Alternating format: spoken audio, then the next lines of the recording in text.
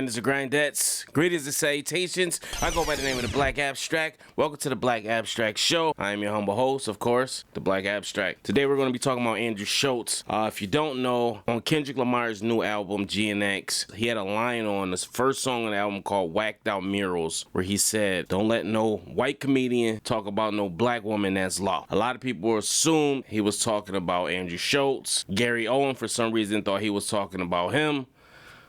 When I first heard it, I thought he was talking about Andrew Schulz. And if you don't know, Andrew Schulz on his Flagrant podcast made a joke pertaining to black women, and it was a tasteless joke. For someone who, as myself, find Andrew Schulz actually funny in his stand-up bits or clips that I see, I just thought the joke was in bad taste. I want to make one thing clear before we move forward. I do not pander to women. I do not do it at all. Any race, any creed, but I do come from a black mom. As much as I enjoy comedy, I just didn't think it was funny. So a lot of people got on Andrew for not responding. So this episode, or this week, he decided to double down on his comments and actually took it a step further and said this about Kendrick. The rappers are telling comedians we need to be more respectful of women, so we gotta sit back and reflect. You know, they're the most pious group. Listen, nobody has respected women more.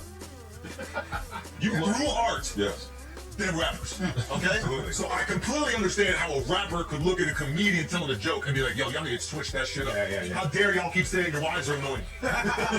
Be more like us, and you know, bitches ain't nothing but hoes and tricks. I beat my bitch with a stick. What? You can lick on the nuts or suck the dick. I beat my bitch with a stick. What? You just think that? That's a real lyric. Oh, wow. Yeah, that's a real lyric from music that protects women.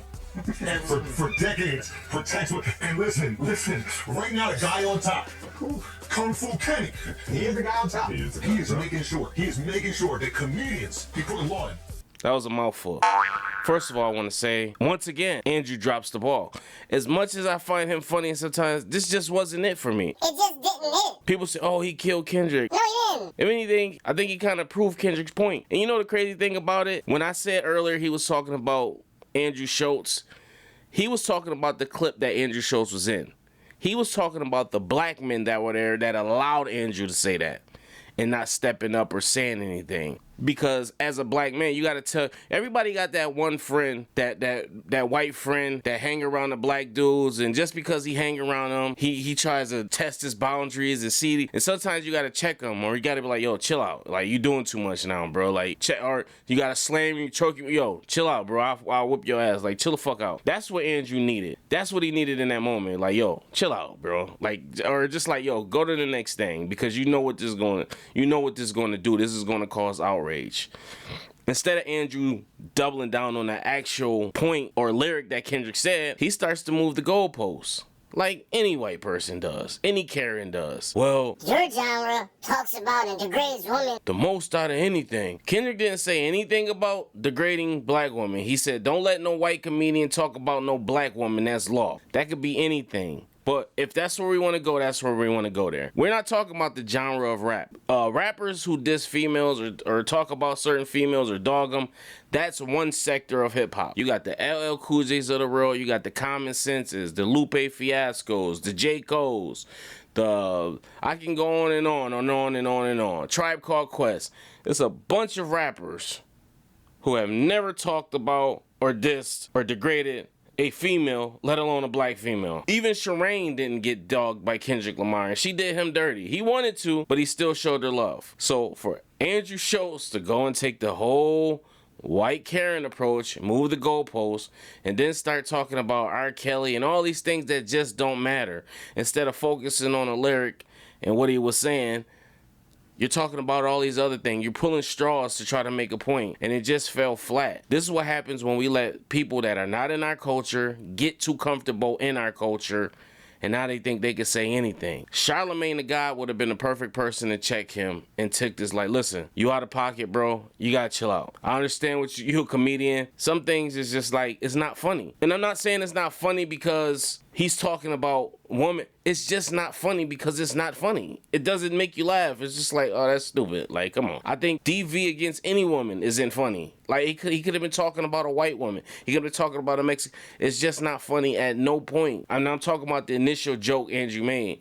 was a DV joke about black women. It just wasn't funny. That's just not funny. It's never funny to me. Stop doing the most. But I just think Andrew, he needs to be checked. That's just that's what the bottom line is. He's too comfortable in his culture, and his co-hosts, I think, are on a payroll, and they're too scared to. That's pretty much all I gotta say on the matter. No harm, no foul. Kendrick Lamar doesn't have too much dirt on him. So the fact you had to, like, you were grasping, well, he said he supported R. Kelly and blah blah this and this, like, that's the best you got? Come on now, knock it off, Andrew. But to further notice, you are not invited to the cookout. Gary on the same for you. You're not invited as well. Pass is revoked. I won't be going to see none of you guys, but I'm sure you don't care because you'll still sell and get your money.